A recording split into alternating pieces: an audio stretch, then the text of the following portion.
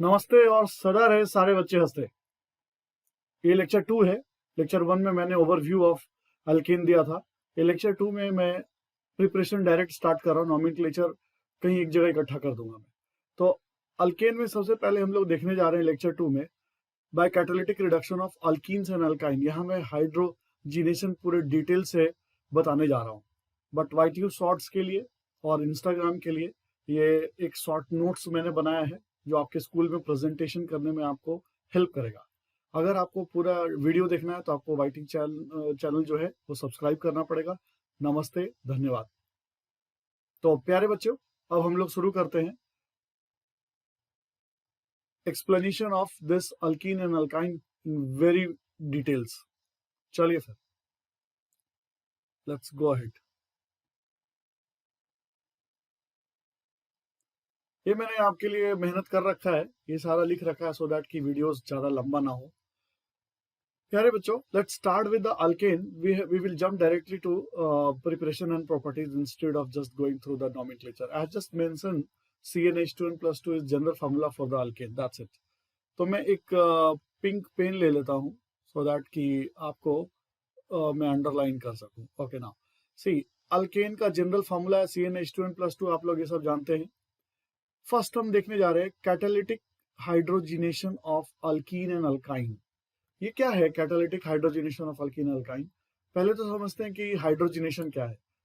Alkyne और alkyne में जो पाई बॉन्ड है उसको तोड़कर हम जब हाइड्रोजन लगाते हैं, यानी एक पाई बॉन्ड टूट के 2 सिग्मा लगता है। एक पाई टूटेगा तो 2 हाइड्रोजन लगेगा, इसको हम लोग बोलते हैं एडिशन रिएक्शन। ठीक है, तो हम यहाँ पे 2 हाइड्रोजन लगाने वाले हैं पाई बॉन्ड तोड़ करके। एक पाई टूटेगा 2 हाइड्रोजन लगेगा, यही है आपका कैटालिटिक हाइड्रोजिनेशन। ठीक है, इसी को हम रिडक्शन भी बोलते हैं। Addition of hydrogen is reduction, ठीक है, और addition of oxygen is oxidation, ये बात आप जानते हैं। तो यहाँ देखते हैं क्या है, addition of hydrogen on pi bond is called hydrogenation. मैंने पहला रिएक्शन में देखिए क्या दिखाया है कि डायरेक्ट हाइड्रोजिनेशन कराया और मैंने कैंसिल कर दिया। कैंसिल क्यों कर दिया? बिकॉज हाइड्रोजिनेशन डायरेक्ट नहीं होता है। अब हाइड्रोजनेशन डायरेक्ट हो भी सकता है, टेम्परेचर प्रेशर वगैरह सब मेंटेन करेंगे तो हो सकता है, लेकिन आपको बेसिकली कैटलिस्ट यूज करना पड़ेगा। क्यों कैटलिस्ट यूज करना पड़ेगा? क्योंकि कैटलिस्ट जो है ना वो रेट ऑफ रिएक्शन बढ़ा देता है, यानी स्पीड बढ़ा देता है। कैसे? मान लीजिए कि आप एक गांव से दूसरे गांव जा रहे हैं और उसके बीच में एक पहाड़ आ गया, तो आप पहाड़ चढ़ के उस तरफ जाएंगे। सडनली कोई गवर्नमेंट आई और जिसने टनल बना दिया, आपका स्पीड बढ़ जाएगा। इसी को बोलते हैं रेट ऑफ रिएक्शन बढ़ना। रेट का मतलब ये हो गया, आप 12th में काइनेटिक्स पढ़े होंगे या पढ़ने वाले होंगे। रेट का मतलब ही हम यहाँ पे स्पीड से बात करेंगे। ठीक है, टाइम के रेस्पेक्ट में बात करते हैं स्पीड से। तो speed of the reaction catalyst बढ़ा देता है। कैसे बढ़ा देता है उस पर ही बात करेंगे। तो जैसे ही हम लोगों ने कैटलिस्ट लिया, ये बहुत ही आराम से CH3 बन गया। क्या होता है ना कि कैटलिस्ट जो ये हाइड्रोजन को ट्रैप कर लेता है। हाइड्रोजन बॉन्ड जो है बहुत स्ट्रॉन्ग बॉन्ड है, HH बॉन्ड। इसको तोड़ने के लिए जो हम प्लैटिनम, प्लैटिनम और भी इस तरह के कितने कैटलिस्ट है वो सब बात करेंगे, वो इनको ट्रैप में ले लेता है। और ट्रैप में लेने की वजह से ये हाइड्रोजन जो है उससे स्टिक कर जाते हैं, चिपक जाते हैं, और फिर इसके बाद वो एज अ फ्री रेडिकल बाहर आते हैं। और फ्री रेडिकल आने के बाद फिर वो फर्दर रिएक्शन करते हैं। तो ऑफकोर्स बात समझ में आ गई हो इतने में कि एक फ्री रेडिकल रिएक्शन है। चलिए हम आगे चलते हैं। अब पहले हम लोग कैटलिस्ट के बारे में बात करते हैं कि कैटलिस्ट क्या है। चलिए फीचर्स पहले समझते हैं कि इसके क्या फीचर्स हैं। हाइड्रोजनेशन क्यों हम पढ़ें, क्या ऐसी बात है इसमें? प्यारे बच्चों, hydrogenation does not occur without catalyst, even it is exothermic reaction. Hydrogenation exothermic है। आपको पता है कि एक्सोथर्मिक जब भी एनर्जी निकलता है वो ज्यादा स्टेबल बनता है, बट एक्सोथर्मिक होने के बावजूद भी वो बिना कैटलिस्ट के नहीं हो सकता। It reflects that hydrogenation thermodynamically allowed but not kinetically, यानी कि थर्मोडायनेमिकली ये अलाउड है बट काइनेटिकली अलाउड नहीं है ये। ठीक है, that means it has a very high activation energy. That is why catalyst is required to reduce the activation energy. बात समझ गए? थर्मोडायनेमिकली अलाउड का मतलब बात है यहाँ पे एनर्जी से, और एनर्जी का मतलब हो गया कि भाई साहब आपको पहाड़ चढ़ना पड़ेगा दूसरे गांव पहुंचने के लिए, लेकिन टनल बना दिया तो काम इजी पड़ेगा, और टनल जरूरी होता है। तो टनल बना दिए, इसका मतलब है कि आपने कैटलिस्ट यूज किया, बुलडोजर यूज किया, गड्ढा बना, टनल बना दिया, निकल गए। तो ये हो गया आपका फीचर्स। इसीलिए हम लोगों को हाइड्रोजनेशन पढ़ना पड़ता है। ठीक है, अब आगे चलते हैं हम लोग। अब मैं यहाँ पे आपको एक ग्राफ बता रहा हूँ, वही टनल वाली बात जो है इसको ग्राफ के थ्रू समझाता हूँ। ये है प्यारे बच्चों potential energy versus progress of reaction, यानी कि स्पीड ऑफ रिएक्शन की बात कर रहा हूँ मैं। देखिए ये CH2 डबल बॉन्ड है, CH2 डबल बॉन्ड CH2 यानी अल्कीन जो आपने लिया है और उसको हाइड्रोजिनेशन कराया और ये देखिए CH3 प्रोडक्ट बन गया। करेक्ट। तो अब क्या हुआ कि जब आपने कैटलिस्ट यूज नहीं किया था, अनकैटलाइज्ड रिएक्शन, तो यहाँ इतना ऊंचा पहाड़ था। Got it. ये एक्टिवेशन एनर्जी है, यानी इस रिएक्शन को एक्टिवेट करने के लिए जो एनर्जी सप्लाई करना पड़ेगा वो बहुत ज्यादा होगा। ठीक है, ये एक्टिवेशन एनर्जी है। लेकिन जैसे ही आप कैटलिस्ट दे देते हो, कैटालिटिक रिएक्शन है ये सेकंड वाला, तो आप वहां पे देख रहे हो कि ये जो पहाड़ मतलब आई मीन ये जो हाइट है वो कम हो गया। कम हो गया मतलब स्पीड बढ़ गया, लाइक टनल टाइप, है ना। तो इसकी वजह से ये फास्ट हो गया। अब ये मैंने आपको बताया था कि ट्रैप में ले लेता है, आगे बताऊंगा और फिर डिटेल से। तो प्रोग्रेस ऑफ रिएक्शन से दिखता है कि मेरा ई एक्टिवेशन एनर्जी कम हो जाता है रिएक्शन कैटलिस्ट डालने से, इसीलिए हम लोग कैटलिस्ट यूज करते हैं। अब हम बात करते हैं सेकंड पॉइंट में कैटलिस्ट के बारे में। ठीक है, अभी कैटलिस्ट क्या करता है ये तो समझ में आ गया। अभी कैटलिस्ट कितने तरह के होते हैं वो सब मैं पूरे डिटेल से बताने जा रहा हूँ। हेट्रोजीनस होता है एक बंधु और एक होता है होमोजीनस। ठीक है, होमोजीनस का मतलब लाइक फ्री रेडिकल, और या आप समझिए कि जो एक जैसे लोगों के साथ रहते हैं उनको होमोजीनस बोलते हैं, जो डिफरेंट डिफरेंट के साथ रहते हैं उनको हेट्रोजीनस बोलते हैं। प्यारे बच्चों, जैसे हेट्रोजीनस में कैटलिस्ट में आता है रैने निकल, फिर प्लैटिनम, प्लैडियम, कोई भी एक, लिंडलार कैटलिस्ट। क्या है ये थोड़ी देर में बात करेंगे। होमोजीनस विल्किंसन कैटलिस्ट जो है होमोजीनस शो करता है। ठीक है, ये होमोजीनस कैटलिस्ट कहलाता है। विल्किंसन क्यों कहलाता है अभी थोड़ी देर में हम आगे देखेंगे। प्यारे बच्चों, अब हम अगले स्लाइड की तरफ बढ़ेंगे और एक एक करके जितने भी नाम मैंने लिए उन सब के बारे में थोड़ा विचार करेंगे कि क्या है ये। ठीक है, चलिए देखिए, सबसे पहले रैने निकल के बारे में बात करते हैं कि रैने निकल बनाया कैसे। अभी दिखाया था निकल, प्लैटिनम, प्लैटिनम और रैने निकल भी दिखाया था। रैने निकल बनाते कैसे हैं, ये भी एक तरह का आपका कैटलिस्ट है। तो निकल और एल्युमिनियम का जो अलॉय है उसमें एक्वस NaOH के साथ हीट करते हैं, तो हमें ये निकल जो है ना टुकड़े टुकड़े हो जाते हैं, और वही जो होता है रानी ने ऐसे करके इसको सेपरेट किया था, इसलिए हम लोग उसको रानी निकल बोलते हैं। ठीक है, ऐसा नहीं है कि निकल का कोई वैरायटी है, रानी ने उसको इस तरह से प्रोसेस किया था, तो ये रानी निकल हो गया। इससे भी आप जो है वर्कआउट कर सकते हैं as a catalyst. Lindlar catalyst के बारे में बात करते हैं, जो कि मैंने अभी भी आपको थोड़ी देर पहले बताया। ये देखिए हेट्रोजीनस बताया था। तो प्लैटिनम, प्लैडियम BaSO4 और क्यूनोलिन लीजिए, या तो प्लैडियम CaCO3 क्यूनोलिन लीजिए। अगर आप प्लैडियम या CaCO3 या BaSO4 क्यूनोलिन के साथ लेते हैं तो ये जो क्यूनोलिन है ना ये पॉइजनर का काम करता है। ठीक है, ये बेसिकली किसी और तरह के रिएक्शन से बचाता है।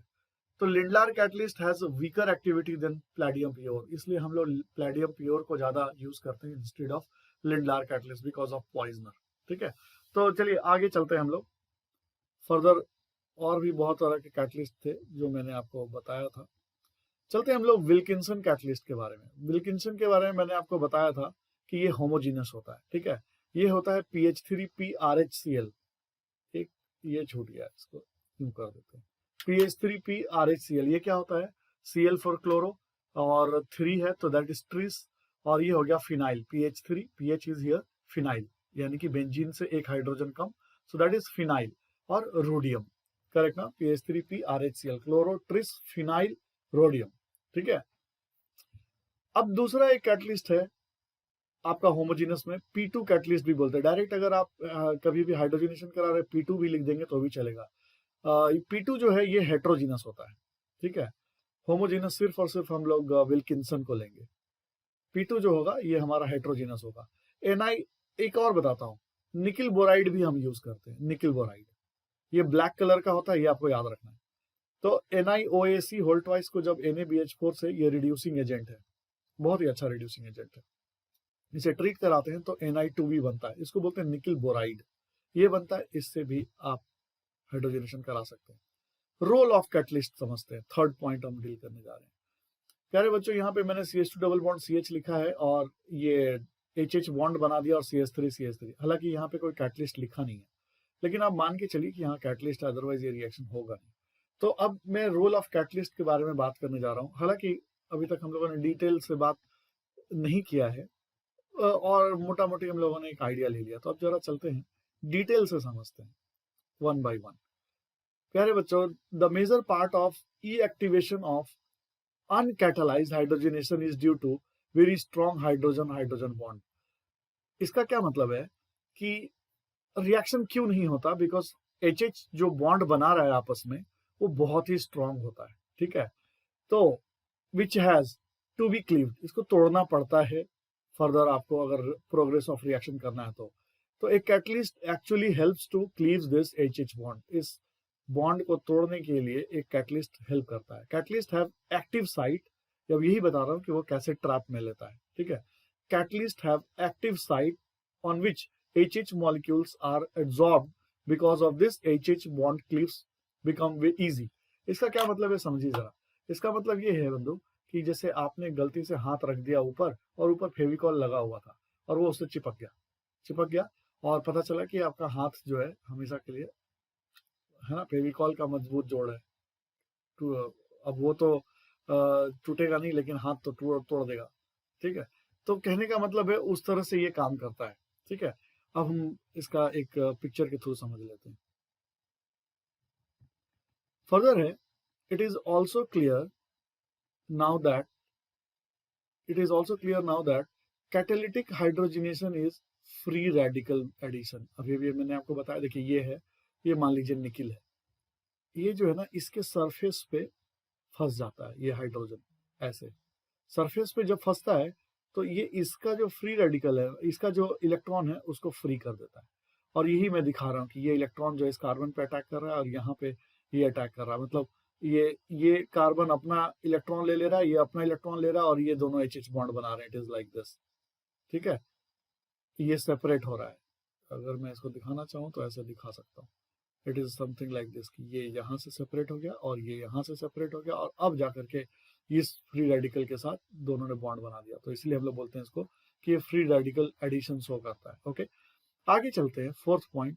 जैसे मैं एक अल्कीन ले लिया हूँ और निकिल H2 ले लिया हूँ, तो देख लीजिए पाई बॉन्ड टूटा, एक इधर इलेक्ट्रॉन और एक इधर इलेक्ट्रॉन, और HH जो है इसके साथ फ्री रेडिकल मैकेनिज्म के साथ ये आपका अल्केन में कन्वर्ट हो रहा है अल्कीन से। आगे फिर फर्दर चलते हैं। फर्दर है, ट्रिपल बॉन्ड मैंने ले लिया है। ट्रिपल बॉन्ड को निकिल H2 के साथ मैंने रिएक्ट करा दिया है, और आप देख सकते हैं कि ये दोनों पाई बॉन्ड, ऊपर का और नीचे का दोनों पाई बॉन्ड टूट गया, और 2 और 2 4 हाइड्रोजन लग गए। पहले से यहाँ एक भी हाइड्रोजन नहीं था, 2 और 2 4 लग गए। In case of alkyne and alkynes, number of moles of hydrogen, अब सुनिएगा इस पे क्वेश्चन है, ध्यान रखिएगा, अब आपको बनाना है। In case of alkyne and alkyne, number of moles of hydrogen, आपको पता तो चले कि कितना हाइड्रोजन लेना है भाई। कि आपको एक मान लीजिए दे दिया अल्कीन, अब इसमें कितना हाइड्रोजन चाहिए। ठीक है, तो उसके ऊपर क्वेश्चंस आते हैं।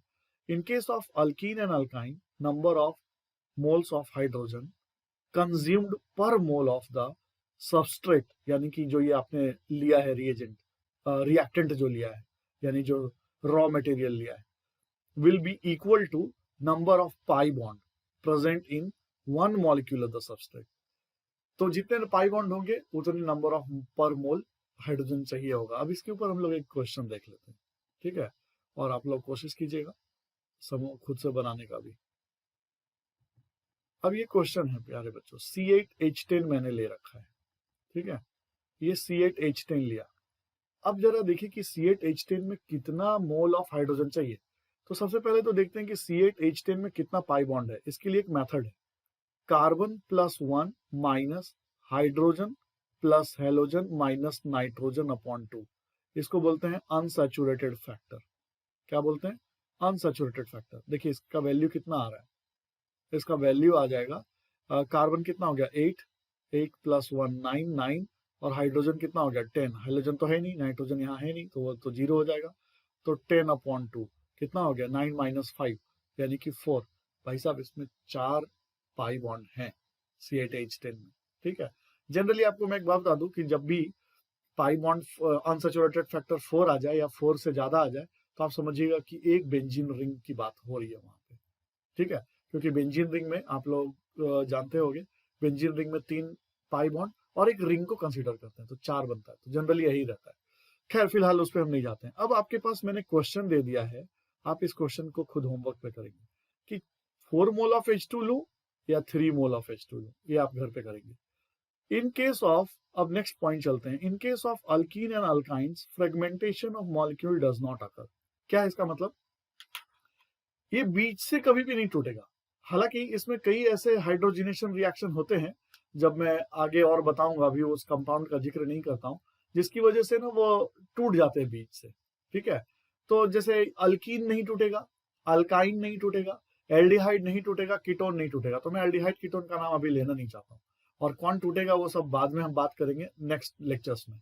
तो फिलहाल यहाँ पे क्या है, अल्कीन और अल्काइन फ्रेगमेंट में नहीं टूटते हैं आफ्टर रिडक्शन। जैसे इनको रिड्यूस करेंगे, हाइड्रोजिनेशन करेंगे आई मीन, तो ये बीच से नहीं टूटने वाले, ये CH2 CH3 में कन्वर्ट हो जाता है। तो secondly, the substructure of carbon skeleton in product remain same as the skeleton. मतलब ये कि जितने कार्बन है रिएक्टेंट साइड में उतने ही प्रोडक्ट में रहेंगे, ऐसा नहीं कि उससे कम हो जाएगा।